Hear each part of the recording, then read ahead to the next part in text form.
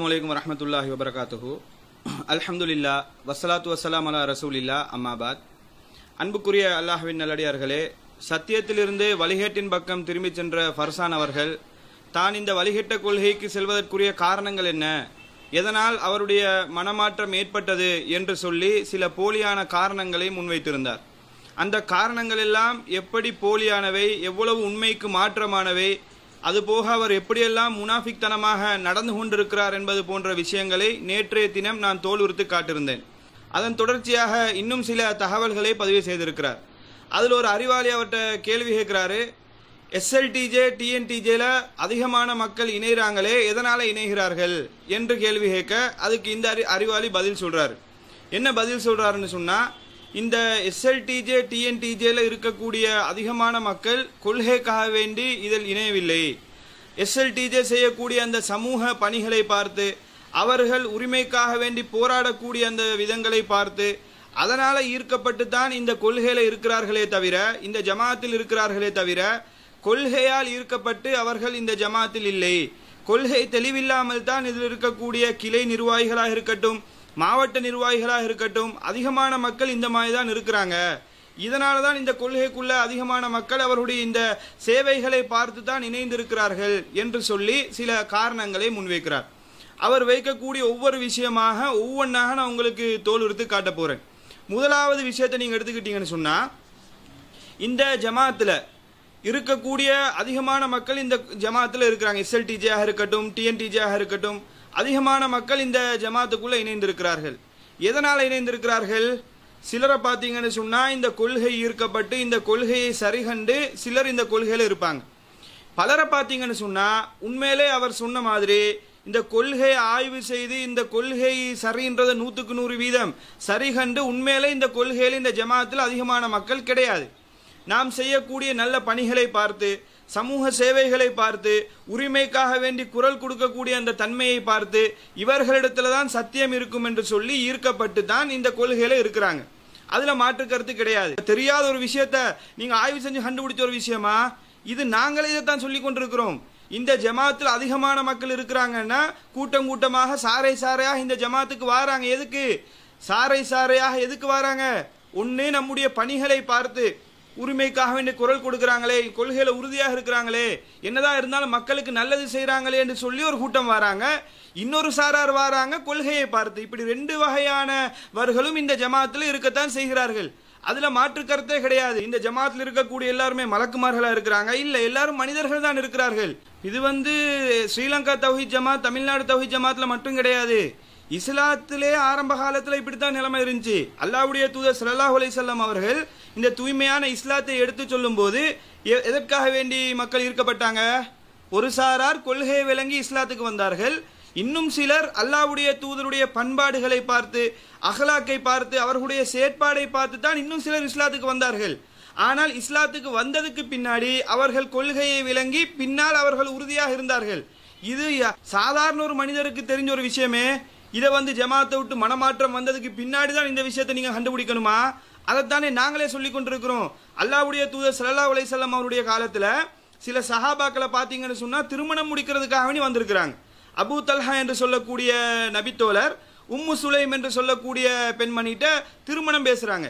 திருமணம் முடிக்கிறதுக்காக வேண்டி கேட்கும்போது அவங்க சொல்றாங்க, திருமணம் முடிக்கிறதுக்கு நான் ரெடி தான், ஆனா நீங்க காஃபிராக இருக்கிறீங்க. நீங்க இஸ்லாத்துக்கு வந்தீங்கன்னு சொன்னால் அதையே நான் மஹராக எடுத்துக்கொண்டு திருமணம் முடிக்க தயாராக இருக்கிறேன் என்று சொல்லும் போது அவர் இஸ்லாத்துக்கு வந்து திருமணம் முடிக்கிறார். அந்த பெண்மணி அதையே மஹராக ஏற்றுக்கொள்கிறாங்க. அப்ப இவங்க எதுக்கு இஸ்லாத்துக்கு வந்தாங்க? இதுல அல்லாஹ்வுடைய தூதர் ஸல்லல்லாஹு அலைஹி வஸல்லம் அவர்கள் சொன்ன வாதங்களை சிந்தித்து பார்த்து, திருமறை குர்ஆனை ஆய்வு செய்து பார்த்து தான் இஸ்லாத்துக்கு அந்த நபித்தோழர் வந்தாரா? திருமணம் முடிக்கணும் என்ற நோக்கத்துக்காக வேண்டி வருகிறார். ஆனால் திருமணம் முடித்ததுக்கு பின்னாடி இந்த கொள்கையை விளங்கி, இந்த இஸ்லாத்தை முழுமையான முறையில் விளங்கி இஸ்லாத்துக்காக வேண்டி தியாகம் செய்யக்கூடிய அளவுக்கு மிகப்பெரிய தியாகியாக மாறுறாங்க. அப்ப இது சஹாபாக்களுடைய நிலைமையாக இதுவாக தான் இருந்துச்சு. இன்னும் சொல்ல போனா சில நபித்தோழர்கள் சில அந்த காலத்தில் அல்லாஹ்வுடைய தூதர் ஸல்லல்லாஹு அலைஹி வஸல்லம் அவருடைய காலத்துல ஒருத்தர் ரசூலுல்லாஹ்ட்ட கேட்கிறாங்க, அல்லாஹ்வுடைய தூதர் அள்ளி கொடுக்குறாங்க. உடனே அந்த கூட்டத்தில் போய் சொல்றாங்க, கூட்டமே நீங்களே இஸ்லாத்தை ஏற்றுக்கொள்ளுங்கள், மக்களே நீங்கள் இஸ்லாத்தை ஏற்றுக்கொள்ளுங்கள், அல்லாஹ் முஹம்மது என்பவர் அள்ளி அள்ளி கொடுக்கிறாரு, அங்க போனா நமக்கு கஷ்டமே இருக்காது, அங்க போனா நமக்கு வறுமையே இருக்காது என்று சொல்றாரு.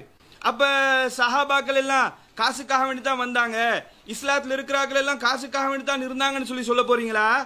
அந்த ஒவ்வொரு நோக்கத்துக்காக வேண்டி வந்திருப்பார்கள். ஆரம்பம் இந்த இஸ்லாம் ஈர்க்கப்படுறதுக்கு ஒவ்வொரு காரணங்கள் இருந்திருக்கலாம்.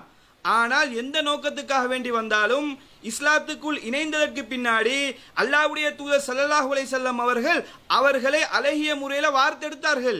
நல்ல முறையில் அந்த சஹாபாக்களை உருவாக்கி எடுத்தார்கள். இன்னும் சொல்ல போனா நீங்க ரொம்ப எல்லாம் யோசிக்க தேவையில்ல. புகாரில வரக்கூடிய ஃபர்ஸ்ட் ஹதீஸ் என்ன சொல்லுது? அல்லாஹ்வுடைய தூதர் ஸல்லல்லாஹு அலைஹி வஸல்லம் அவர்கள் சொல்லக்கூடிய புகாரில வரக்கூடிய முதலாவது ஹதீஸ் என்ன? இன்னமல் அமாலு பின்னியாத், அமல்கள் யாவும் எண்ணத்தை பொறுத்துதான் பூர்த்தியாகும். வ இன்னமா லிகுல்லி இம்ரிஇன் மா நவா, ஒவ்வொருத்தரும் அவர் நினைத்ததுதான் கிடைக்கும். அல்லாஹ்வுடைய தூதர் சொல்றாங்க, எண்ணத்துக்கு தான் கூலி, நினைச்சதுதான் அவருக்கு கிடைக்கும் சொல்லிட்டு ரசூலுல்லாஹ் சொல்றாங்க. ஃபமன் கானத் ஹிஜ்ரத்துஹு இலா துனியா, யாருடைய ஹிஜ்ரத் துனியாவுக்காக வேண்டி இருக்குதோ யுஸீபுஹா, அதை அவர் அடைந்து கொள்வார். அப்ப ஹிஜ்ரத் செய்து போகும்போதே, இஸ்லாத்துக்காக வேண்டி தன்னுடைய சொத்து சுகங்கள் எல்லாம் விட்டுட்டு போகும்போதே யாரெல்லாம் துனியா ஆசையோட போறாங்களோ அவர்கள் அதை அடைந்து கொள்வார்.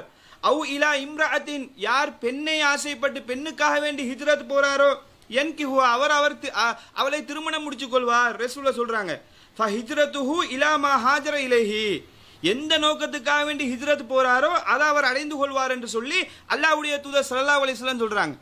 அப்ப ஹிஜ்ரத் போகும்போதே இந்த மாதிரி சிந்தனையிலே ஆட்கள் போவாங்கன்றது தானே அல்லாஹ்வுடைய தூதர் சொல்றாங்க. அப்ப இஸ்லாத்துக்குள்ள இப்படிப்பட்ட ஆட்களும் இருப்பாங்க என்றது தானே அல்லாஹ்வுடைய தூதர் ஸல்லல்லாஹு அலைஹி வஸல்லம் அவர்கள் இந்த செய்தியில சொல்லி காட்டுகிறார்கள். அப்ப இது இஸ்லாத்திலே ஆரம்ப காலத்தில் இருந்த ஒரு நிலைமைதான். அல்லாஹ்வுடைய தூதருடைய காலத்தில் ஒவ்வொருத்தரும் ஒவ்வொரு நிலைமையில இருப்பாங்க. ரசூலுல்லாஹ் என்ன செய்வார்கள்? அவர்கள் அந்த கொள்கைக்கு வந்ததுக்கு பின்னாடி, இஸ்லாத்துக்கு வந்ததுக்கு பின்னாடி இஸ்லாத்தை அழகிய முறையில கற்றுக் கொடுத்து அவர்களை சரி செய்து எடுப்பார்கள். இதை இவர் விளங்காம என்ன பண்றாருன்னு சொன்னா, இந்த ஜமாத்துல எல்லாருமே கொள்கைக்காக வேண்டியெல்லாம் வரல, இதை நீங்க சொல்லணும், நாங்களும் அதான சொல்லிக்கிட்டு இருக்கிறோம். இந்த ஜமாத்தில் இருக்கக்கூடிய அதிகமானவர்கள் கொள்கை எல்லாருமே ஆய்வு செஞ்சு 100க்கு 100 ஹதீஸ் எல்லாம் எடுத்து பார்த்து ஆய்வு செஞ்சு இது சரியா பிழையா இப்படி வரக்கூடியவர்கள் குறைவுதான். அதிகமான மக்கள் எப்படி வருவாங்க? நம்முடைய நல்ல பண்புகளை பார்த்து, நல்ல செயல்களை பார்த்து, இவங்க தான் சமுதாயத்துக்காக வேண்டி குரல் கொடுப்பாங்க என்பதை பார்த்து வரக்கூடியவர்களும் இருப்பார்கள். ரெண்டு சாராருமே இருக்கிறாங்க. இஸ்லாத்துக்கே இப்படி இருக்கும்போது இஸ்லாத்தில் இருக்கக்கூடிய இந்த கொள்கைக்கு இப்படித்தானே இருக்கும். அப்ப இது ஒரு சாதாரண விஷயம் தான். ஃபர்சான் அவர் ஆய்வு செஞ்சு கண்டுபிடிச்சு சொல்லக்கூடிய ஒரு மெட்டரே கிடையாது. அடுத்ததாக என்ன சொல்றாருன்னு கேட்டா, இந்த கருத்தை நான் இப்ப சொல்லல, ஜமாத்துடைய முதல் மஷூராலே பதிவு செய்ததா சொல்றாரு. இது ஒரு பெரிய மெட்டரா? மஷூரால பதிவு செய்தான்னு சொன்னா இது நம்முடைய நிலைப்பாடே அதுதானே. அதை நீங்க என்ன மஷூரால பதிவு பண்றதுக்கு இருக்குது? மஷூரால அந்த தகவலை சொன்னாருதான், நாங்க யாருமே மறுக்கல, என்ன உண்மை அதுதானே, அதுல என்ன மறுக்கிறதுக்கு இருக்குது? உண்மை அதுதான். இந்த ஜமாத்துல பலர் கொள்கை விளப்பம் இல்லாமல் இருக்கிறாங்க, கொள்கை தெளிவில்லாமல் இருக்கிறார்கள், அவர்களை சரி செய்ய வேண்டும் என்ற நிலைப்பாட்டில் தான் நாங்களும் இருக்கிறோம். இதை நான் தலைவராக இருக்கும் போதே பதிவு பண்ணதா சொல்றாரு. இது நீங்க இல்ல, தமிழ்நாடு தௌஹீத் ஜமாத்துடைய முன்னாள் தலைவர் கூட இதைத்தான் பதிவு பண்ணிருக்கிறாரு. பிஜே அவர்களே இதை எந்த அளவுக்கு தெளிவுபடுத்துறான்னு சொல்லி பாருங்க. அடியக்காமங்கலம் அந்த ஊர்ல இருந்து ஃபைசல்ங்கிற ஒரு சகோதரர் கேட்கிறார். இது ரொம்ப ஒரு பயனுள்ள தேவையான கேள்வி தான் கேட்கிறார். என்ன கேட்கிறார்னா, தாங்கள் தூய்மையான எண்ணத்தோடு இஸ்லாமிய அழைப்பு பணி செய்து வருவது அனைவரும் அறிந்ததே. இருந்தாலும் தௌஹீது சகோதரர்கள் 100க்கு 95% பேர் தான் தாங்கள் சொல்லக்கூடிய ஆதாரங்களை ஆய்வு செய்து 95% பேர் தாங்கள் சொல்லக்கூடிய ஆதாரங்களை ஆய்வு செய்து பின்பற்றுவது இல்லை. தாங்கள் என்ன சொன்னாலும் அது சரியாகத்தான் இருக்கும் என்ற ஊகத்திலும் ஜமாத்தின் உறுப்பினராக இருக்கிறோம் என்ற எண்ணத்திலும் தான் பின்பற்றி வருகிறார்கள். 5 முதல் 10% உள்ள மக்கள் மட்டுமே சுன்னத் ஜமாத் மௌலவிகள் சொல்லக்கூடிய ஆதாரத்தையும் ஆய்வு செய்கிறார்கள். இது சரியான நடைமுறை கிடையாது. இது பற்றி கிளைதோறும் நடக்கக்கூடிய தர்பியாவில் விளக்கமாக எடுத்துரைக்க முடியுமா? விளக்கமாகவும் அனைவருக்கும் அறிவுரையாகவும் பதில் தரவும் கேட்டிருக்கிறார். தௌஹீத் ஜமாத்தை பொறுத்த வரைக்கும் இந்த ஜமாத்துல இருக்கக்கூடிய சொல்லக்கூடிய நிலைமை நாமளே பலமுறை சுட்டிக்காட்டிய ஒரு விஷயம்தான். இங்கே ஜமாத்துல இருக்கக்கூடிய மக்களை பொறுத்த வரைக்கும் அவங்க என்ன செய்யறாங்கன்னா, குர்ஆன் ஹதீஸ் அப்படி அலசி ஆராய்ஞ்சு அவங்க ஷாஃபி என்ன சொல்றாங்க, ஹனபி என்ன சொல்றாங்க, சுன்னத் ஜமாத் என்ன சொல்றாங்க, தப்லீக் என்ன சொல்றாங்க, அப்படி எல்லாம் ஆய்வு செஞ்சுட்டு நம்ம கருத்தையும் சேர்த்து போட்டு இதான் கரெக்ட் அப்படியா பின்பற்றுறாங்க. அது ரொம்ப குறைவு தான் அவர் சொல்றபடி. அதிகமான பேர் எதனால தௌஹீத் ஜமாத்தை பின்பற்றுறாங்கன்னு கேட்டா, அவங்க ஆய்வு அளவுக்குலாம் போறதுக்கு அவங்களுக்கு இன்ட்ரெஸ்ட் கம்மியா இருக்கிறது. அவங்க என்ன பாக்குறாங்க, தௌஹீத் ஜமாத்துல போய் மற்ற அறிஞர்களையும் பாக்குறாங்க, இந்த ஜமாத்தின் மீது அவர்களுக்கு நம்பிக்கை அதிகரிக்கிற மாதிரி சில விஷயங்களை காண்றாங்க. எப்படி காண்றாங்க, ஒரு பயானுக்கு நீங்க ஒரு ஆலிம் சாப் கூப்பிட்டீங்கன்னு சொன்னா அவர் 1000 ரூபாய் பணம் தான் பேசுவேன்னு சொல்லுவாரு. தௌஹீத் ஜமாத்துல கூப்பிட்டீங்கன்னு வைங்களேன், அவங்க சும்மா பேசிட்டு போயிடுறாங்க. அப்ப அவர் பாக்குறாரு, இவங்க காசு வாங்கிட்டு பேசுறாங்க, இவங்க சும்மா பேசுறாங்க, இது கரெக்டா தான் இருக்கும், நம்பிக்கை அவங்களோட ட்ரஸ்ட் ஏற்படுது, நம்ம ஜமாத்தின் மீது என்ன செய்யுது, அவங்களுக்கு நம்பிக்கை ஏற்படுகிறது. அப்ப மார்க்க அறிஞர்கள் சொல்லக்கூடியவங்க வீடு வீடா போய் கத்தம் பாத்தி அப்படி மக்கள்கிட்டயே அவங்க காணிக்க வாங்கி வாழ்க்கை நடத்துறாங்க. தௌஹீத் ஜமாத்துல உள்ளவங்க என்ன செய்யறாங்க, அது மாதிரி எதுவுமே மக்கள்கிட்ட கேட்க மாட்டேங்கிறாங்க. நம்மகிட்ட இருந்து ஒரு 10 பைசா அவர் வாங்கினது கிடையாது அப்படின்னு நினைக்கும் பொழுது இந்த ஜமாத்தின் மீது அவர்களுக்கு என்ன செய்யுது, ஒரு விதமான நம்பிக்கை, அவங்க கரெக்டா தான் இருப்பாங்க. அதே மாதிரி இதுல உள்ளவங்களை பாக்குறாங்க, எளிமையா இருக்கிறாங்க, ஆடம்பரம் கிடையாது, திமிரு கிடையாது, என்னை விட ஒரு பெரிய அறிவாளி உண்டான்னு நடந்துக்கிறது கிடையாது, ரொம்ப ஒரு சாதாரணமா மக்களோட மக்களாக என்ன செய்யறாங்க, பழகுறாங்க, மக்களோட மக்களாக சாப்பிடுறாங்க, இவங்களுக்கு தனியா ஸ்பெஷல் சாப்பாடு 2 கொட்டா அப்படிலாம் கேட்கறது கிடையாது. இதையெல்லாம் பாக்குறாங்க, இவங்களுடைய உண்ணுற முறையை பாக்குறாங்க, நடைய பாக்குறாங்க, பழக்கத்தை பாக்குறாங்க, இவங்களுடைய எளிமையை பாக்குறாங்க. மேடைகள்ல ஒவ்வொரு இயக்கத்தினுடைய கூட்டத்தையும் பாத்தீங்கன்னு சொன்னா அதுல உள்ள தலைவர்களையும் மத குருமார்களையும் ஆகா ஓஹோன்னு புகழ்வதில் பாதி நேரத்தை கடத்துவாங்க. ஒரு மாதிரி உண்டா, அவர் எப்படிப்பட்டவர் தெரியுமா, அவர் கை வச்சா போதும், அவர் காலை வச்சா போதும் அப்படிங்கிற மாதிரி எல்லாம் ஒரு பெரிய ஒரு இதெல்லாம் எக்ஸ்ட்ரா ஃபிட்டிங் எல்லாம் பண்ணி என்ன செய்வாங்க, அந்த ஆலிம்களுக்கு பெரிய மரியாதையை உண்டாக்குவாங்க. அதே மாதிரி சமுதாய தலைவர்கள் எடுத்துக்கிட்டீங்கன்னு சொன்னா, இவரை விட்டா உலகத்தில் ஆள் கிடையாது, எப்படிப்பட்ட ஆள் தெரியுமான்னு சொல்லி அவருடைய வீர தீர பிரதாபங்களை எல்லாம் எடுத்து பேசுவார்கள். தௌஹீத் ஜமாத்துல பாக்குறாங்க, அவங்க வாட்டுக்கு டாபிக் நேரம் வர்றாங்க, குர்ஆனை சொல்றாங்க, ஹதீஸ் சொல்றாங்களே தவிர தனி நபர்களை பற்றி என்ன செய்யறது இல்ல, துதிபாடக்கூடியவர்களாக, ஒருத்தர் புகழ்ந்து மூஞ்சிக்கு நேரம் புகழ்ந்து பேசக்கூடியவர்களாக, 1-2 அறியாம இப்படி செஞ்சா கூட பெருமளவுக்கு இல்லாத அளவுக்கு என்ன செய்யறாங்க, தவிர்த்து கொண்டு வர்ற காட்சி என்ன செய்யறாங்க, பாக்குறாங்க. அப்ப இதை பார்க்கும்போது மக்களுக்கு என்ன வருது, இவங்க கரெக்டா இருக்கிறாங்களே, இதான சரியா இருக்குது, அவங்க சரி இல்லையே, இதான் இதனாலதான் தௌஹீத் ஜமாத் சொல்லக்கூடியது என்ன செய்யறாங்க, கேட்கறாங்க. அதே மாதிரி பெண்களுக்கு எவ்வளவு உரிமை இருக்கிறது, வரதட்சணை கொடுமை இருந்துச்சு, அதை எதிர்த்து யாராவது போராட்டம் பண்ணாங்களா, இவங்க வந்த பிறகுதானே வரதட்சணையாக கல்யாணம் நடக்கிறது, பொம்பளைங்களை பள்ளியாசலுக்கு வர்றதை பத்தி யாராவது பேசினாங்களா, அவங்களுடைய விவாகரத்து உரிமை பத்தி சொன்னாங்களா, அவங்க சொத்துரிமை பத்தி பேசினாங்களா, பெண்களுக்கு ஒரு கண்ணியம் இருக்கு, உரிமை இருக்குன்னு சொல்லி இந்த ஜமாத்தினால தானே அது ஏற்பட்டுச்சு அப்படின்னு நினைக்கும் பொழுது இந்த ஜமாத்தின் மீது அவர்களுக்கு என்ன செய்யுது, மரியாதை அதிகரிக்கும், கரெக்டா இருப்பாங்க. அதுபோக இந்த ஜமாத் மக்கள்கிட்ட பொருளாதாரத்தை திரட்டி பலவிதமான பணிகளை செய்யறத பாக்குறாங்க. எந்த விதமான ஆதாரப்பூர்வமான எந்த ஒரு ஊழல் குற்றச்சாட்டுக்கு இந்த ஜமாத் உள்ளானது கிடையாது. இந்த ஜமாத்துல இருந்து 10 லட்சம் ரூபாய் சுருட்டிட்டாங்கன்னு யாராவது சொல்ல முடியுமா, இந்த ஜமாத்துல 5 லட்சம் ரூபாய் தின்னுட்டாங்கன்னு சொல்ல முடியுமா? எதுக்காக வேண்டி நிதி திரட்டப்படுகிறதோ அந்த நிதியை அதற்காகவே செலவழித்து கணக்கு காட்டக்கூடிய வகையில சுத்தமான ஒரு ஜமாத்தாக இருக்கிற என்ன செய்யறாங்க, பாக்குறாங்க. இதெல்லாம் பார்க்கும் பொழுது இவங்க நல்ல ஒரு இயக்கமா இருக்கு. அதே மாதிரி போராட்டம் சொல்றாங்க, போராட்டம் போர்க்களம் இறங்கிட்டாங்கன்னு சொன்னா இவங்க யாரையும் பார்க்க மாட்டேங்கிறாங்க. எந்த கட்சி ஆட்சியில இருந்தாலும் அதனுடைய தவறுகளை சுட்டி காட்டுறாங்க, எதிர்க்கிறாங்க, நல்லதுகளை ஆதரிக்கிறாங்க. அவங்க ஆளுங்க ஒரு கட்சிக்கு சார்பாக இவங்க இறங்க மாட்டேங்கிறாங்க, சமுதாயத்தினுடைய பிரச்சனையை மட்டும் முன்னிறுத்தி பேசுறாங்க அப்படின்னு சொல்லி இந்த ஜமாத்தை பத்தி அவங்களுக்கு என்ன இருக்கு, ஒரு தனியான ஒரு மரியாதை. இப்படியான ஒரு காரணங்களை வைத்துத்தான் அது போக சொல்லக்கூடியதை தெளிவா சொல்றாங்க, ஆதாரத்தோட சொல்றாங்க, கண்ண முடிக்கு நம்புன்னு சொல்ல மாட்டேங்கிறாங்க. தாங்கள் சொல்வது தவறு என்று சொன்னால் உடனே திருத்தி என்ன செய்யறாங்க, பகிரங்கமா அந்த தவற ஒப்புக்கொள்றாங்க. இந்த மாதிரி நிறைய விஷயங்கள் அப்படி பாக்குறாங்க, எடை போட்டு பாக்குறாங்க. இந்த ஜமாத் இருக்கிறதுல நல்ல ஜமாத்தா இருக்கிறது, 100% நல்லதுன்னு சொல்ல இயலாது. இருக்கிற இயக்கங்கள்ல இந்த ஜமாத்துடைய தாயிகளும் உலமாக்களும் அறிஞர்களும் பேச்சாளர்களும் தலைவர்களும் நிர்வாகிகளும் நல்ல ஆட்களா இருக்கிறாங்க. இந்த செல்வாக்கை பயன்படுத்தி கட்ட பஞ்சாயத்து பண்றது இல்ல, இந்த செல்வாக்கை பயன்படுத்தி பதவியை நாடுறது இல்ல, இந்த செல்வாக்கை பயன்படுத்தி அரசியல் ஆதாயம் பெறுவது இல்ல, இப்படி நிறைய அடிக்கிட்டே போகலாம்.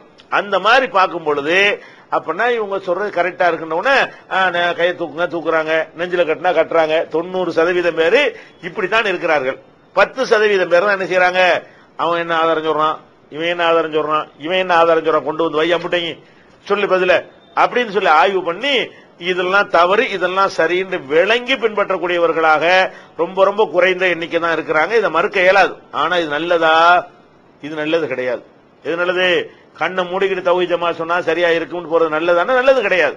அப்ப மார்க்கத்தை அறிந்து கொள்வதற்கு நம்ம முயற்சிகளை குறைச்சிட்டோம். வெறும் நம்பிக்கை அடிப்படையிலே தான் போய்கொண்டிருக்கிறோமே தவிர மார்க்கத்தை அறிந்து கொள்வதற்காக ஆய்வு செய்வதற்காக நம்முடைய நேரங்களை நம்ம செலுத்துவது கிடையாது. மற்றவங்களுடைய கருத்துக்களையும் ஆய்வு செய்யணும், இது என்னன்னு கேட்கணும், அது என்னன்னு கேட்கணும், அது ஹதீஸ் கலைன்னா A to Z என்ன செய்யணும், உள்ள வரைக்கும் நுழைஞ்சு பார்க்கணும். இதெல்லாம் ஒரு கஷ்டமான விஷயம் கிடையாது. ஒரு விஷயத்துல இறங்கிட்டோம்னு சொன்னா ரொம்ப லேசாகி போயிடும். அப்ப அந்த மாதிரியான ஆய்வுகள் செய்வதெல்லாம் என்னஞ்சிருச்சு ரொம்ப குறைந்து கொண்டு வர்றது உண்மைதான். இவர் சொல்றபடி தர்பியாக்கள்லையும் பொது மேடைகள்லையும் நாம் அதற்கான முயற்சிகள் இன்ஷா அல்லாஹ் செய்வோம். தர்பியாக்கள் மூலமாக எல்லாத்தையும் ஆய்வு செய்து பின்பற்றுவதற்குரிய ஆர்வத்தை நம்ம ஊட்டுவோம். நீங்க சொல்ற நல்ல யோசனை தான், இதை கடைபிடிப்போம். அடுத்து இன்னொரு தகவலை பதிவு செய்கிறார். சிலாவத்தில் நடந்த ஒரு செய்தியை அவர் பதிவு செய்கிறார். அதாவது சிலாவத்தில் இருக்கக்கூடிய ஒரு கிளை நிர்வாகி அழைத்து சூனியத்துக்கு தாக்கம் இருக்குதா என்று சொல்லி கேட்டிருக்கிறாங்க.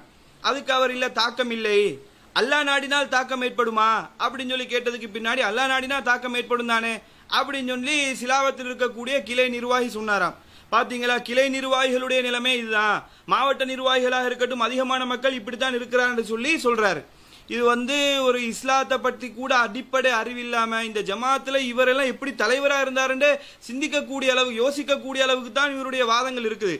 இவர் பேசக்கூடிய ஒவ்வொரு விஷயத்தையும் பாத்தீங்கன்னு சொன்னா அல்லாவே இவரை கேவலப்படுத்துறான். இந்த மாதிரி வாதங்களை முன்வைக்கிறது, இந்த ஜமாத்தை விமர்சனம் செய்யணும்ன்றதுக்காக வேண்டி இந்த மாதிரி விஷயங்கள் எல்லாமா பேசுவாங்கன்னு சொல்லக்கூடிய அளவுக்கு இவருடைய நிலைமைகள் இருக்கிறது. இது நான் கேட்கிறேன், இது இந்த இது ஒரு அதிசயமான விஷயமா? கிளையில் இருக்கக்கூடிய ஒரு நிர்வாகி இந்த மாதிரி இருக்கிறார் என்பது இது ஆச்சரியப்படுறதுக்கு ஒண்ணுமே இல்ல. அல்லாஹ்வுடைய தூதர் ஸல்லல்லாஹு அலைஹி வஸல்லம் அவருடைய காலத்துல சஹாபாக்களுடைய நிலைமை இப்படித்தான் இருந்துச்சு. எக்கச்சக்கமான ஆதாரங்களை நமக்கு முன்வைக்கலாமே. எந்த அளவுக்கு என்று சொன்னால், நபிகள் நாயகம் ஸல்லல்லாஹு அலைஹி வஸல்லம் அவருடைய காலத்துல இப்னு மஸ்ஊத் என்று சொல்லக்கூடிய ஒரு நபித்தோழர், இவர் என்ன பண்றாரு, தொழுகையில ருக்குல நாங்களே எங்க கை வைப்போம், இந்த கையை முட்டியை பிடிப்போம், நாங்க முழங்காலை பிடிச்சி தான் நம்ம ருக்கு செய்வோம். ஆனா இப்னு மஸ்ஊத் ரலியல்லாஹு அன்ஹு அவங்க என்ன பண்றான்னு சொன்னா, இந்த கைகளை இரண்டு கையையும் சேர்த்து தன்னுடைய தொடைக்கு மத்தியில வச்சு கொள்றார். ருக்கு செய்யும் போது இப்படித்தான் செய்யணும் என்ற நிலைப்பாட்டில் இப்னு மஸ்ஊத் ரலியல்லாஹு அன்ஹு அவர்கள் நடந்து கொண்டிருக்கிறார். இந்த செய்தி முஸ்லிம்ல 831வது ஹதீஸாக பதிவு செய்யப்பட்டிருக்குது. அப்ப இப்படி ஒரு செய்தி வந்திருக்கிறதுனால அல்லாஹ்வுடைய தூதர் ஸல்லல்லாஹு அலைஹி வஸல்லம் அவர்கள் தொழுகையை பத்திய சஹாபாக்களுக்கு சரியா சொல்லி கொடுக்கல, தொழுகையை பத்தி அந்த சஹாபாக்களுக்கு தெரியாம இருந்திருக்குது என்று சொல்லி நீங்க விமர்சனம் பண்ணுவீங்களா? இதை சொன்னா நீங்க ஏற்றுக்கொள்வீங்களா? அதே போலதான் இந்த கதையும் இருக்குது. ஒவ்வொரு நபித்தோழர்கள் சிலர் தொழுகையை சரியா விளங்கி வைத்திருந்தார்கள், இன்னும் சிலருக்கு சில விஷயங்கள் தெரியாமல் இருந்திருக்குது. அது சாதாரண விஷயம்தான். ஒருத்தரை போலதான் இந்த ஜமாத்தில் எல்லாருமே இருப்பாங்கன்னு எதிர்பார்க்க முடியாது. ஒவ்வொரு நபித்தோழரை போலதான் எல்லா நபித்தோழரும் இருப்பாங்கன்னு எதிர்பார்க்க முடியாது. ஒவ்வொருத்தருக்கு மற்றிலே ஏற்றத்தாழ்வு இருக்கத்தான் செய்யும். அப்ப இது ஒரு முக்கிய விஷயமா? அது மாத்திரம் இல்லாமல் நபிகள் நாயகம் ஸல்லல்லாஹு அலைஹி வஸல்லம் அவருடைய காலத்துல எந்த அளவுக்கு எல்லாம் சஹாபாக்கள் இருந்திருக்கிறாங்கன்னு பாருங்க. அப்துல்லா இப்னு மஸ்ஊத் ரலியல்லாஹு அன்ஹு அவங்க இருக்கிறாங்க. அதே போல அபு மூசா ரலியல்லாஹு அன்ஹு அவங்க இருக்கிறாங்க. அபு மூசா ரலியல்லாஹு அன்ஹு அவர்கள் இப்னு மஸ்ஊத் ரலியல்லாஹு அன்ஹு அவரிடத்துல கேட்கிறாங்க, ஒருத்தருக்கு குளிப்பு கடமையாகிவிட்டது, அவருக்கு தண்ணீர் கிடைக்கலன்னா என்ன செய்யணும் அப்படின்னு சொல்லி கேட்கும்போது, அதுக்கு இப்னு மஸ்ஊத் ரலியல்லாஹு அன்ஹு அவங்க சொல்றாங்க, தண்ணீர் கிடைக்கலன்னு சொன்னா தண்ணீர் கிடைக்கும் வரைக்கும் தொழக்கூடாது அப்படின்னு சொல்லி பதில் சொல்றாங்க. சொல்லும்போது தண்ணீர் கிடைக்காவிட்டால் தயமம் செய்தா போதும் என்று அம்மார் ரலியல்லாஹு அன்ஹு அவங்களுக்கு அல்லாஹ்வுடைய தூதர் சொன்னாங்களே, இந்த ஹதீஸ் சம்பந்தமா உங்க நிலைப்பாடு என்ன அப்படின்னு சொல்லி கேட்கும் பொழுது அதுக்கு இப்னு மஸ்ஊத் ரலியல்லாஹு அவங்க சொல்றாங்க, இந்த செய்தியை தானே உமர் அலியை ஏற்றுக்கொள்ளல, உமர் அலி இடத்துல இந்த செய்தி சொல்லப்படும் போது அந்த உமர் அலி அவர்களும் நமக்கு இந்த செய்தி தெரியவில்லை என்று சொல்லி ஒரு செய்தியில ஏற்றுக்கொள்றாங்க. இல்ல, அப்ப இவங்க சொல்றாங்க உமர் அலி அவர்கள் அந்த செய்தியை ஏற்றுக்கொள்ளலையே, எப்படி நான் ஏற்றுக்கொள்றது அப்படின்ற மாதிரி கேட்கிறாங்க. அதுக்கு இவர் சொல்றாரு, அபு மூசா ரலியல்லாஹு அவங்க சொல்றாங்க, சரி அதை விட்டுருங்க, குர்ஆன் வசனம் இருக்குதே 5வது அத்தியாயம் 6வது வசனத்துல அல்லாஹ் சொல்லி காட்டுறானே, ஃபலம் தஜிது மாஅன், நீங்க தண்ணீர் உங்களுக்கு கிடைக்கலன்னு சொன்னா ஃபதயம்மமு ஸஈதன் தய்யிபா, தூய்மையான மண்ணை தொட்டு நீங்க தயமம் செஞ்சு கொள்ளுங்க அல்லாஹ் சொல்றானே, இதுக்கு நீங்க என்ன சொல்ல போறீங்க அப்படின்னு சொல்லி கேட்கிறாங்க. அதற்கு அவங்க சொல்றாங்க, இருக்கத்தான் செய்யுது, ஆனா இந்த செய்தியை மக்கள்கிட்ட சொன்னா குளிரான காலங்களில் கூட தயமம் பண்ணிடுவாங்களே அப்படின்னு சொல்லி அவர் பதில் சொல்றார். இந்த செய்தியை வச்சு நமக்கு சொல்லலாமா? பாத்தீங்களா சஹாபாக்களே எப்படி இருந்திருக்கிறாங்க, குர்ஆன் வசனம் இருந்து கூட ஹதீஸ் இருந்து கூட அவங்க மறைச்சிட்டாங்க, இப்படி செயல்பட்டாங்கன்னு சொல்லி சொல்லலாமா? இந்த செய்தியை நாங்க எப்படி விளங்கிக் கொள்வோம்? அந்த மாதிரி ஆரம்ப காலத்துல அந்த மாதிரி நபித்தோழர்கள் சொல்லி இருந்தாலும் அதற்கு பின்னாடி அவருடைய நிலைமை மாறிவிட்டது. அதற்கு பின்னாடி நபித்தோழர்கள் சரியான முறையில் இஸ்லாத்தை விளங்கி கொண்டார்கள் என்று நாங்கள் எப்படி சொல்லுவோமோ அதே போன்றுதானே இந்த விஷயத்தை நீங்க விளங்கிக் கொள்ளணும். ஒருத்தருக்கு ஒரு விஷயம் தெரியலன்றதுனால எல்லாருமே இந்த மாதிரி நிலையில தான் இருப்பாங்கன்னு சொல்லி அர்த்தமா? இது ஒரு அறிவாளி இப்படி விளங்குவானா? அப்ப மக்கள் இதை விளங்கிக் கொள்ள வேண்டும். அது மாத்திரம் இல்லாமல் நபிகள் நாயகம் ஸல்லல்லாஹு அலைஹி வஸல்லம் அவருடைய காலத்தில் எக்கச்சக்கமான செய்திகள். நபிகள் நாயகம் ஸல்லல்லாஹு அலைஹி வஸல்லம் அவர்கள் கனிமத் பொருள்கள் கிடைக்கும் போது என்ன செய்யறாங்கன்னா முஹாஜிரின்களுக்கு கொஞ்சம் அதிகமாக பங்கு வைக்கிறாங்க. இந்த செயலை பார்த்து அன்சாரிகள் உடனே அல்லாஹ்வுடைய தூதர் ஸல்லல்லாஹு அலைஹி வஸல்லம் அவரிடத்தில் சொல்றாங்க, நீங்க நீதியாக நடந்து கொள்றீங்க இல்ல, நீங்க அநீதியாக நடந்து கொள்கிறீர்கள். கனிமத்து பொருள்கள் வரும்போது முஹாஜிரின்களுக்கு நீங்க அதிகமாக கொடுக்குறீங்க, அன்சாரிகளுக்கு கொடுக்குறீங்கன்னு சொல்லி அல்லாஹ்வுடைய தூதர் ஸல்லல்லாஹு அலைஹி வஸல்லம் அவர்கிட்ட கேட்கிறாங்க. நபிகள் நாயகம் ஸல்லல்லாஹு அலைஹி வஸல்லம் அவங்க கூட முஹாஜிரின்கள் தன்னுடைய சொத்து சுகங்கள் எல்லாம் விட்டுட்டு மதீனாக்கு வந்த ஆட்களா இல்லையா? அன்சாரிகள்ன்றது மதீனாவில் இருக்கக்கூடியவர்கள். அப்ப இவங்க தன்னுடைய சொத்துக்கள் எல்லாம் விட்டுட்டு மதீனாவுக்கு வந்திருக்கிறாங்க. இவர்களுக்கு நாங்க பொருளாதார ரீதியா கொஞ்சம் உதவிகள் பண்ணோம் என்ற அடிப்படையில் அல்லாஹ்வுடைய தூதர் செய்கிறார்கள். ஆனால் அன்சாரி தோழர்கள் இந்த கேள்வியை கேட்கும் போது அல்லாஹ்வுடைய தூதர் ஸல்லல்லாஹு அலைஹி வஸல்லம் சொல்றாங்க, நான் உங்களோடு இருக்கிறேனே அது உங்களுக்கு போதாதா? அப்ப அன்சாரிகள் அப்படியே அமைதியாகிறார்கள். எதற்காக வேண்டி சொல்றேன்னு கேட்டா, இது அல்லாஹ்வுடைய தூதர் ஸல்லல்லாஹு அலைஹி வஸல்லம் அநீதியாக நடந்து கொள்வார்னு சொல்லி நாங்க கேள்வி கேட்போமா? ரசூல்ல ஒரு செயலை செஞ்சா நல்லதுக்கு தான் செய்வாங்க, அதுல ஏதோ ஒரு விஷயம் இருக்கும், நல்ல ஒரு காரியம் இருக்கும்ன்றதை நாங்க விளங்குவோமே. ஆனா அந்த நபித்தோழர்கள் என்ன பண்ணிருக்கிறாங்க, பொருளாதாரத்தை அவர்களுக்கு அதிகமா பங்கு வைக்கும் போது அநீதமா நடக்கிறீங்க அப்படின்ற மாதிரி கேட்கிறாங்க. நாங்களாக இருந்தால் கூட கேட்க மாட்டோம். ஆனால் நபிகள் நாயகம் ஸல்லல்லாஹு அலைஹி வஸல்லம் அவருடைய காலத்தில் அந்த சஹாபாக்கள் கேட்கிறாங்க. அதற்கு பின்னாடி அல்லாஹ்வுடைய தூதர் ஸல்லல்லாஹு அலைஹி வஸல்லம் அவர்கள் விளக்கம் சொல்றாங்க. அப்ப எதற்காக வேண்டி சொல்கிறேன் என்று சொன்னால், இதை சொல்லி பாத்தீங்களா சஹாபாக்களை எப்படி நடந்து கொண்டாங்க, இஸ்லாத்துல சஹாபாக்களை இந்த மாதிரி தான் இருந்தாங்க என்று சொல்லி நாங்க கேட்போமா? அப்படி கேட்டா எப்படி ஒரு முட்டாள்தனமோ அதே போலதான் இவருடைய வாதம் இருக்குது. அது மாத்திரம் இல்லாம இப்படி எக்கச்சக்கமான செய்திகள் இஸ்லாத்துல சில அடிப்படையான விஷயங்களை கூட சஹாபாக்களே தெரியாமல் தான் இருந்திருக்கிறாங்க. எந்த அளவுக்குன்னு சொன்னா, இப்னு மஸ்ஊத் என்று சொல்லக்கூடிய நபித்தோழர் குர்ஆன்ல வரக்கூடிய முக்கியமான 2 அத்தியாயம், 113வது அத்தியாயம், 114வது அத்தியாயம், இது ரெண்டுமே குர்ஆன்லயே கிடையாது.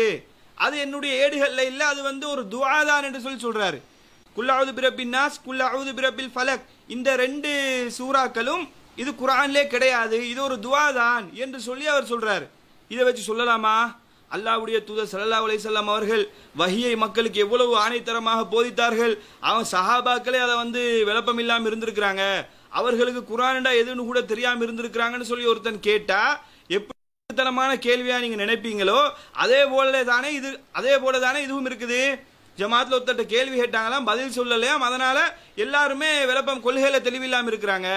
அப்ப இந்த மாதிரி ஒரு சின்ன புள்ளத்தனமான சில வாதங்களை முன்வைத்துக் கொண்டிருக்கிறாரு. இப்படி ஏராளமான செய்திகள் நபிகள் நாயகம் ஸல்லல்லாஹு அலைஹி வஸல்லம் அவருடைய காலத்துல கூட சஹாபாக்களுக்கு தெரியாம இருந்திருக்குது. அப்ப அதெல்லாம் நாங்க எப்படி விளங்குவோம்? இப்படி தெரியாமல் இருந்திருந்தாலும் காலப்போக்கில் அவர்கள் இந்த மார்க்கத்தை நல்ல முறையில் படித்துக் கொண்டார்கள். நல்ல முறையில் இந்த மார்க்கத்தை கற்று இந்த கொள்கைக்காக வேண்டி இஸ்லாத்துக்காக வேண்டி தியாகம் செய்து தன்னுடைய உயிரை இழக்கக்கூடிய அளவுக்கு இந்த இஸ்லாத்துக்காக வேண்டி தியாகம் செய்திருக்கிறார்கள் என்று எப்படி நாங்கள் விளங்குவோமோ, எப்படி ரசூலுல்லாஹ்வுடைய காலத்தில் ஒவ்வொருத்தர் ஒவ்வொரு நோக்கத்துக்காக வேண்டி வந்தாலும் பின்னாடி கொள்கையில உறுதிமிக்கவர்களாக அல்லாஹ் பொருந்து கொள்ளக்கூடிய அளவுக்கு எப்படி மாறினார்களோ, அப்படித்தான் நம்முடைய ஜமாத்திலையும் ஒவ்வொருத்தரும் ஒவ்வொரு நோக்கத்துக்காக வேண்டி இந்த கொள்கைக்குள்ள இணைந்தாலும் அதற்கு பின்னாடி நாங்கள் நிறைய தர்பியாக்களை செய்து நிறைய விஷயங்களை கற்றுக் கொடுத்து அவர்களை நம்ம சரி செய்து எடுக்க வேண்டும். அப்ப கிளை நிர்வாகமா இருக்கட்டும், மாவட்ட நிர்வாகமா இருக்கட்டும், இப்படிப்பட்டவர்கள் இருக்கத்தான் செய்வாங்க. கிளை மாவட்டத்தை விட்டுருங்க, தலைமை நிர்வாகத்துல தலைவரா இருந்த ஃபர்சானா இப்படித்தான் இருந்திருக்கிறாரு.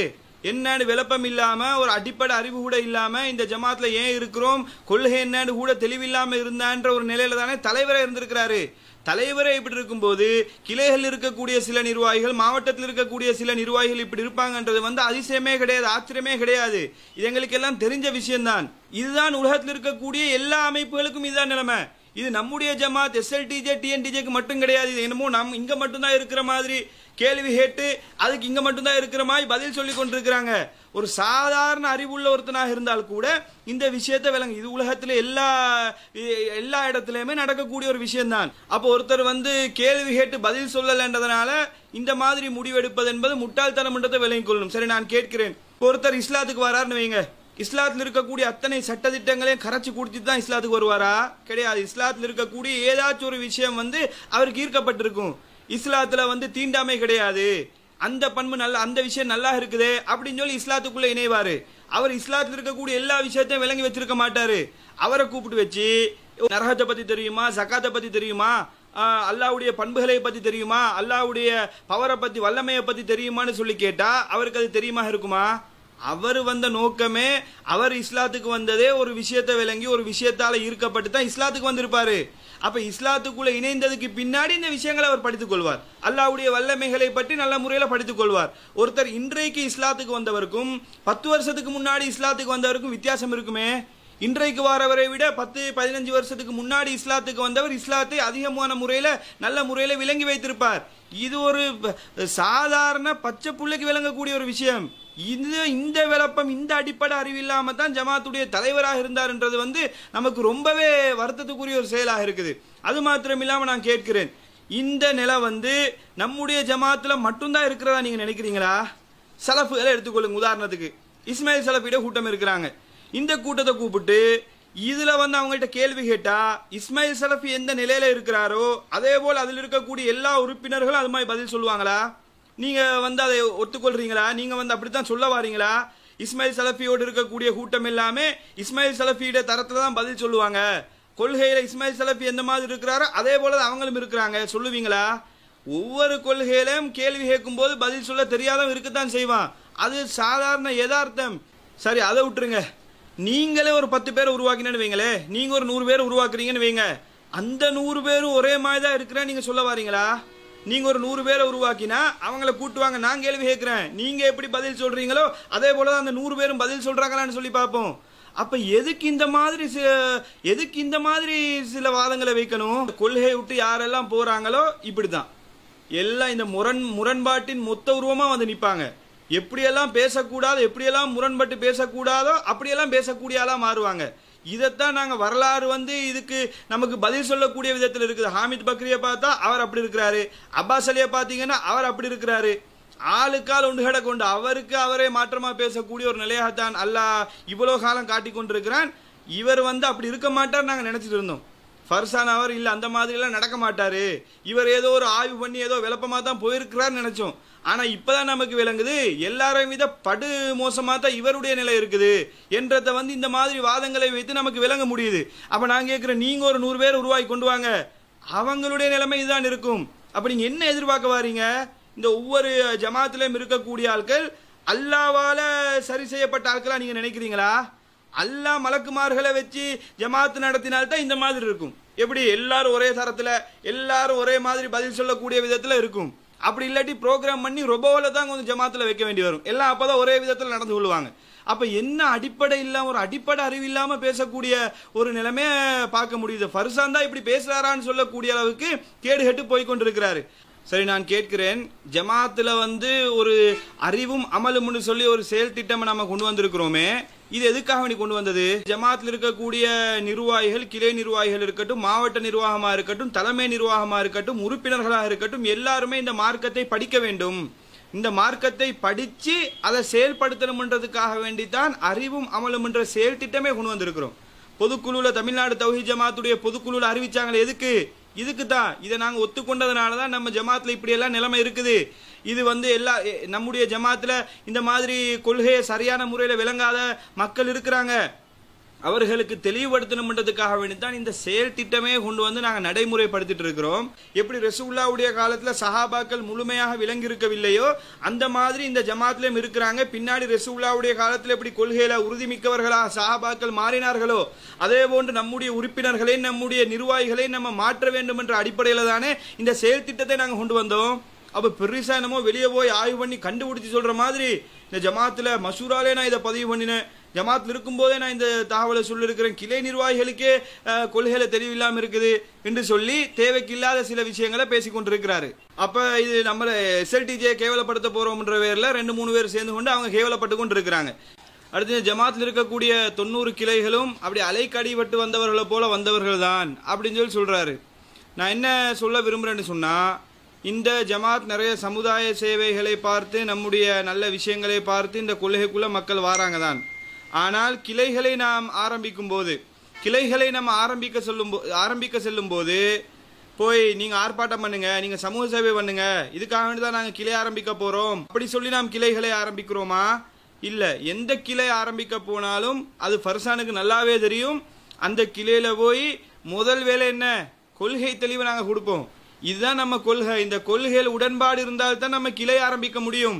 இந்த கொள்கையில் உடன்பாடு இல்லைன்னு சொன்னா கிளையை நாங்க ஆரம்பிக்க மாட்டோம். முதலாவதாக நாங்க வஹியை மட்டும்தான் பின்பற்ற வேண்டும்.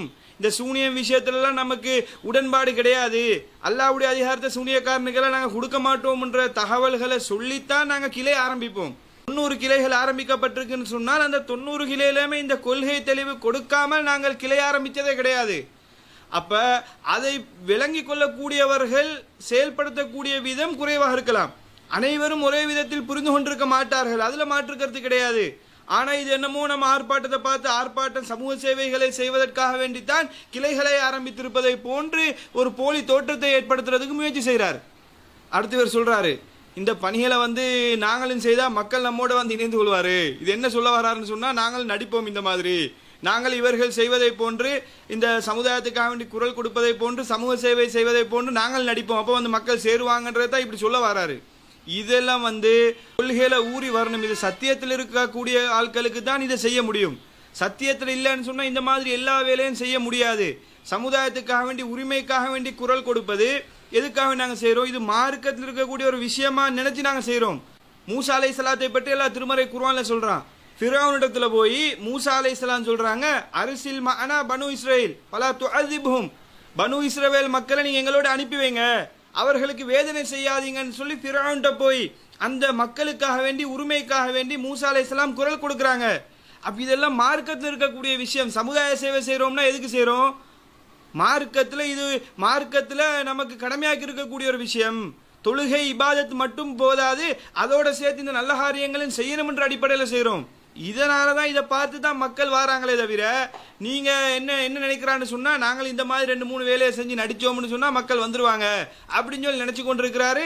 இது கடைசி வரைக்கும் நடக்கவும் நடக்காது. எவனும் உங்க கூட இந்த மாதிரி நடிக்கிறது கூட வருவாங்கன்னு நான் எதிர்பார்க்கல. இந்த பொதுபலசேன பிபிஎஸ் கண்டன்னு சொன்னா எல்லாம் துண்டக்கானம் துணியக்கானம் ஓடுவாங்களே தவிர, சமுதாயத்துக்காக வேண்டி குரல் கொடுக்கணும்ன்ற சிந்தனை எத்தனை பேருக்கு இருக்குன்னு நமக்கு தெரியல. அப்ப நடிக்கிறது கூட உங்க கூட சேருவாங்களான்ற சந்தேகம் தான். அப்ப இப்படி சொல்லி மக்களை மயக்கலாம்னு சொல்லி நினைக்கிறீங்க. உங்களுடைய நடிப்பை மக்கள் நம்ப மாட்டார்கள்ன்றதை நீங்க தெளிவாக புரிஞ்சு கொள்ள வேண்டும். அப்ப இந்த மாதிரி பேச பேச அல்லாஹ் கேவலப்படுத்தி கொண்டு தான் போவான். சும்மா ஜமாத்தை எதிர்க்கிறோம்ன்ற பேர்ல கண்ட மாதிரி அறிவுபூர்வமா இந்த வாதங்களையும் வைக்காம, நியாயமான பதிவுகள் எதையும் பதியாம இந்த மாதிரி பேசுனீங்கன்னு சொன்னா இன்னும் அல்லாஹ் கேவலப்படுத்துவானே தவிர எந்த பிரயோஜனம் உங்களுக்கு கிடைக்க போறது இல்லைன்றதை விளங்கிக் கொள்ள வேண்டும். அது மட்டும் இல்லாம இன்னும் சில விஷயங்களை பதிவு பண்றாரு. அதாவது இந்த ஜமாத்தில் இருக்கக்கூடிய ஆட்கள் ஹதீஸை அவருக்கு மன நெருடலா இருக்கக்கூடிய இன்னொரு விஷயத்த சொல்றாரு. ஹதீஸ நம்பின ஆட்களை முஷ்ரிக்னு சொல்றாங்க. ஹதீஸை நம்பியவர்களை எப்படி முஷ்ரிக்காக சொல்ல முடியும்? ஹதீஸ்களை நம்பியவரை எப்படி முஷ்ரிக் என்று சொல்ல முடியும்? அது அவருக்கு மனசுக்கு நெருடலாக இருந்ததாக ஒரு செய்தியை பதிவு பண்றாரு.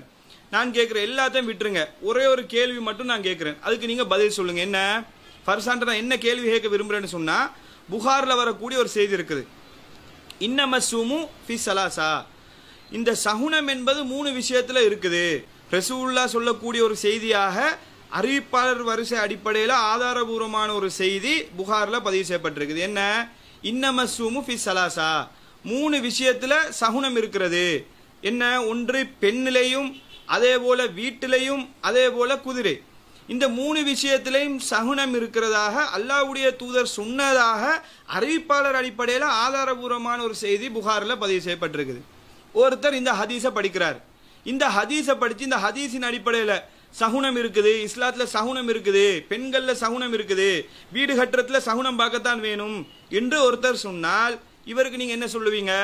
இல்ல, இஸ்லாத்துல சகுனம் எல்லாம் கிடையாதுன்னு எல்லாம் தெளிவுபடுத்தப்படுது, சகுனத்துக்கு இஸ்லாத்துக்கும் சம்பந்தம் கிடையாது, அது இணை வைப்பு என்று எல்லாம் தெளிவுபடுத்தப்பட்டதுக்கு பின்னாடி ஒருத்தர் சொல்றாரு, என்னதான் சொன்னாலும் நாங்க கேட்க மாட்டோம், இந்த புகார்ல ஹதீஸ் இருக்குது என்று சொல்லி இந்த ஹதீஸை காட்டினீங்க.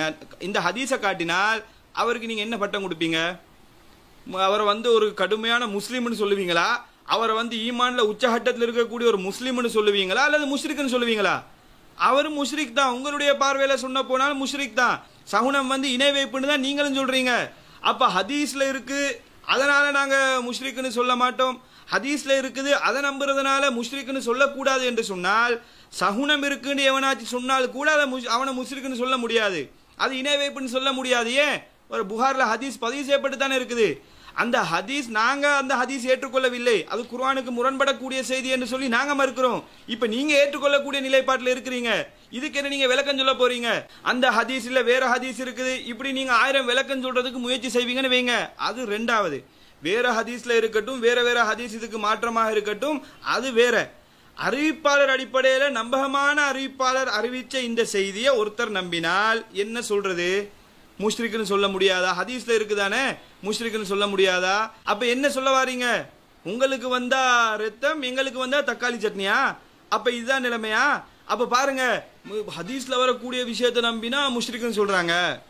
இது ஹதீஸ்ல வருதா இல்லையான்றத பார்க்க கூடாது, இணை வைப்புடைய தன்மை இருக்கும்னு சொன்னா முஷ்ரிக் தான். அல்லாஹ் ஒருத்தனுக்கு பாதிப்பை ஏற்படுத்துறத போல சூனியக்காரனுக்கு பாதிப்பை ஏற்படுத்தலாம்னு சூனியக்காரனுக்கு பாதிப்பை ஏற்படுத்த முடியும்னு சொல்லி நம்பினால் அவனை முஷ்ரிக்னு சொல்லாம மூமின்டா சொல்ல முடியும். அல்லாஹ்வுடைய அதிகாரத்தை அவன் கொடுக்கறான, வலம் யகுல்லஹு குஃபுவன் அஹத், அல்லாஹ்வுக்கு நிகராக எதுவும் இல்லை நல்லா சொல்லி காட்டுறானே. லைஸ கமிஸ்லிஹி ஷைஉன், அவனை போல ஒண்ணுமே இல்லை நல்லா சொல்றானே. எப்படி அந்த ஆற்றலை சூனியக்காரனுக்கு கொடுக்குறீங்க? அதுக்கு விளக்கம் சொல்லுங்கன்னுட்டா ஹதீஸ்ல வாரதை நம்பினா முஷ்ரிக்னு சொல்றாங்க. அப்ப இது போன்ற கேட்கிற கேள்விகளுக்கு பதில் சொல்றதை விட்டுட்டு சென்டிமெண்டா பேசி மக்களை ஏமாத்தலாம்னு சொல்லி பாக்குறாங்க. சென்டிமெண்டா பேசுறதெல்லாம் நம்ம மக்கள்கிட்ட எடுபடாது. அறிவுபூர்வமான குர்ஆன் சுன்னாவுக்கு உட்பட்ட வாதங்கள் தான் நம்ம மக்கள் மத்தியில் எடுபடும்ன்றதை நீங்க தெளிவாக விளங்கிக் கொள்ள வேண்டும். அப்ப அடுத்ததாக இன்னொரு விஷயத்தையும் சொல்றாரு. அவர் போட்ட அறிக்கையில ஒரு விஷயத்துக்கு விளக்கம் கேட்கிறாரு. என்ன விஷயம்னு சொல்லி கேட்டா, என்னுடைய விலகலை வைத்து குர்ஆன் சுன்னாவுக்கு அப்பாற்பட்டவர்கள் குளிர்காய வேண்டாம் என்ற கருத்தில் ஒரு செய்தியை போடுறாரு. அவர் விலகி போனதை வச்சு, இந்த ஜமாத்ல இருந்து நீங்கி போனதை வச்சு, இந்த குர்ஆன் சுன்னாவுக்கு அப்பாற்பட்டவர் இதை வச்சு நீங்க சந்தோஷம் கொண்டாடாதீங்க, நீங்க மகிழ்ச்சி அடையாதீங்க என்ற கருத்தில் ஒரு செய்தியை பதிவு பண்றாரு அவருடைய அறிக்கையில. இதை கேள்வியா கேட்கிறாங்க, அதனுடைய அர்த்தம் என்ன, அதனுடைய விளக்கம் என்னன்னு சொல்லி ஒரு அறிவாளி கேட்க, அதுக்கு இந்த அறிவாளி பதில் சொல்றாரு. அதனுடைய விளக்கம் என்னவென்று சொன்னால், குர்ஆன் சுன்னாவுக்கு அப்பாற்பட்டவர்கள் இதை வச்சு குளிர்காய கூடாதுன்னா அதனுடைய அர்த்தம் என்ன?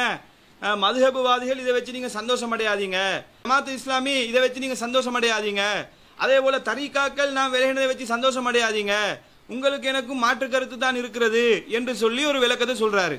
நீங்க மக்களை நீங்க விளங்கி கொள்ளணும், இந்த ஜமாத்துல இருந்து இந்த கொள்கையில இருந்து யாரெல்லாம் வழி தவறி போறாங்களோ கடைசிக்கு எப்படி மாறுவாங்கன்னு சொன்னா குர்ஆன் சுன்னாவை தவிர மத்த எல்லாம் பின்பற்றக்கூடிய ஆட்களா இருப்பாங்க. அதுக்கு இவரும் ஒரு முன்னுதாரணமாக இருக்கிறாரு. இந்த ஜமாத்தை விட்டு போகும்போது இப்ப கூட அவர் என்ன சொல்லிக்கிட்டு இருக்கிறாரு? ஜமாத்தை விட்டு போகும்போது என்ன சொல்லிட்டு போனார்? நான் குர்ஆன் சுன்னா அடிப்படையில தான் இருக்கிறேன், ஆனா இந்த குர்ஆனுக்கு முரண்படக்கூடிய செய்தி சூனியம் விஷயத்துல உடன்பாடு இல்லைன்னு சொல்லிட்டு தான் போனாரு. இப்ப இந்த செயலை பாத்தீங்கன்னு சொன்னா என்ன சொல்ல வராருன்னா, இந்த குர்ஆன் சுன்னாவுக்கு மாற்றமான அமைப்புகள்ல மதுஹபுவாதி வாரான், தரிகாக்காரன் வாரான், ஜமாத்தே இஸ்லாமி வாரான், இந்த சலஃபுகள் வாராங்க இல்ல. சஹாபாக்களை பின்பற்றுறது வழிகேடுன்றது அவர்கிட்ட வாயிலிருந்து வருது இல்ல. அவர் நியாயமான ஆளா இருந்தா என்ன சொல்லியிருக்கணும்? மதுஹபுவாதிகள் இதை வச்சு சந்தோஷம் அடையாதீங்க, தரிகாக்கள் இதை வச்சு சந்தோஷம் அடையாதீங்க, ஜமாத்தே இஸ்லாமி சந்தோஷம் அடையாதீங்க, அதே போல சலஃபுகளும் சந்தோஷம் அடையாதீங்க, நான் வஹியை மட்டும் பின்பற்ற வேண்டும் என்ற கொள்கையில் இருக்கக்கூடியவன் என்று அல்லவா சொல்லியிருக்க வேண்டும். அதை சொன்னாரா? அதை அப்படியே சத்தமில்லாம அதை மறைக்கிறாரு. நான் போகும்போது கூட அவர்கிட்ட கேட்டேன், ஃபர்சானவர் இந்த ஜமாத் விட்டு போகும்போது கடைசியா நான் அவர்கிட்ட கேட்டேன், நீங்க போறீங்களே சஹாபாக்கள் விஷயத்துல உங்களுக்கு மாற்று கருத்து இல்லையே, சஹாபாக்களை பின்பற்றலாம் நீங்க சொல்லலையே இன்னும் நான் அவர்கிட்ட கேட்டேன். அவர் மறுக்க மாட்டாரு, இல்ல அப்படியெல்லாம் கிடையாது, சஹாபாக்களை பின்பற்றலாம் சொல்லலன்னு சொல்லிட்டு போனாரு. இப்ப பாத்தீங்களா, இப்ப புட்டு வெளியே வருது முல்லை, இப்பவே ஆரம்பிச்சுட்டாரு, சலஃபுகளை பத்தி பேசுறாரு இல்லையே, அவர்களோட தான் கூட்டணி வைக்க போறன்றத நாசூக்கா பதிவு பண்றாரு. அப்ப இதுதான் இவருடைய உண்மை முகமாக இருக்குது. எல்லாம் குர்ஆன் சுன்னான்னு சொல்லிட்டு போவாங்க. அப்பாஸ் அலி இப்படித்தான் சொல்லிட்டு போனாரு. எந்த அளவுக்கு அப்பாஸ் அலி சொன்னார்னு கேட்டா, குர்ஆனுக்கு முரண்படக்கூடிய செய்திகள் விஷயத்துல அதுல அவருக்கு உடன்பாடு இருக்கிறதா சொன்னாரு. சூனியம் விஷயத்துல எனக்கு உடன்பாடு இல்ல, குர்ஆனுக்கு முரண்படக்கூடிய சில செய்திகள் அதை மறுக்கத்தான் வேணுமென்ற நிலைப்பாட்டில் இருந்து ஜமாத்தை விட்டு போனதா சொன்னாரு. இன்றைக்கு அவருடைய நிலைமை எப்படி இருக்குது? சஹாபாக்களை தான் பின்பற்ற வேண்டும், சஹாபாக்கள் விளங்கினதுக்கு மாற்றமா விளங்கக்கூடாது. அந்த பெல்ட்டி அடிச்சுட்டாரா, அதே பெல்ட்டியை தான் ஃபர்சான் ஆரம்பிக்கிறாரு. இன்னும் கூடிய சீக்கிரம் இன்னும் ஒரு ரெண்டு மூணு செய்திகளை பேசினதுக்கே இந்த பாடுபடுறாரு. இன்னும் சில செய்திகள் இவர் பேச ஆரம்பிச்சாருன்னு வைங்க, அப்படியே ஒன்னா விட்டு ஆரம்பத்தில் எந்த வழிகேட்டில் இருந்தாரோ அதே வழிகேட்டில் போய் சேருவார். இதுதான் நடக்க போகுதுன்னு நமக்கு அவருடைய செயல்பாடுகளை பார்த்தால் நமக்கு தெளிவாக விளங்கிக் கொள்ள முடிகிறது. அப்ப இறுதியாக நான் என்ன சொல்கிறேன் என்று சொன்னால், இந்த ஜமாத்தை தாராளமாக விமர்சனம் செய்யலாம், நம்முடைய கொள்கையை தாராளமாக விமர்சனம் செய்யுங்க, நம்முடைய வாதங்களுக்கு தாராளமாக பதில் சொல்லுங்க, நியாயமான முறையில் விமர்சனம் செய்யுங்க, நியாயமான முறையில் நம்முடைய வாதங்களுக்கு பதில் சொல்லுங்க. அதை விட்டுட்டு இந்த ஜமாத்தில் எதுக்கு இருக்கிறாங்க, கொள்கைக்கு இருக்கிறாங்களா, சமூக பணியை பார்த்து இந்த கொள்கைக்குள்ள வந்தாங்களா, இது உங்களுக்கு தேவையா? இப்படி ஒரு கேள்வி ஒன்று கேட்டு இதுக்கு பதில் சொல்லணுமா? அந்த அளவுக்கு தான் உலகத்தில் இருக்கிறார்கள் அறிவு. உங்களை மாதிரி அறிவில்லாம இருக்கிறா நீங்க நினைச்சு கொண்டு இருக்கிறீங்களா? அப்ப நம்ம தாராளமாக விமர்சனம் செய்யுங்க, நம்முடைய வாதங்களுக்கு பதில் சொல்லுங்க, அறிவுபூர்வமான நம்ம வைக்கக்கூடிய வாதங்களுக்கு பதில் சொல்லுங்க. இந்த ஃபர்சான் அவர் என்ன வாதங்களை முன்வைத்தாலும் ஒரு வரி விடாம நாங்க பதில் சொல்ல போறோம். அதனால அறிவுபூர்வமான வாதமா வைங்க. இது போன்ற மொக்கத்தனமான பேச்சுக்களை பேசி கேவலப்படாம பிரயோஜனமான தேவையான மக்களுக்கு பயனளிக்கக்கூடிய விதத்தில் உங்களோட வாதங்களை வைத்து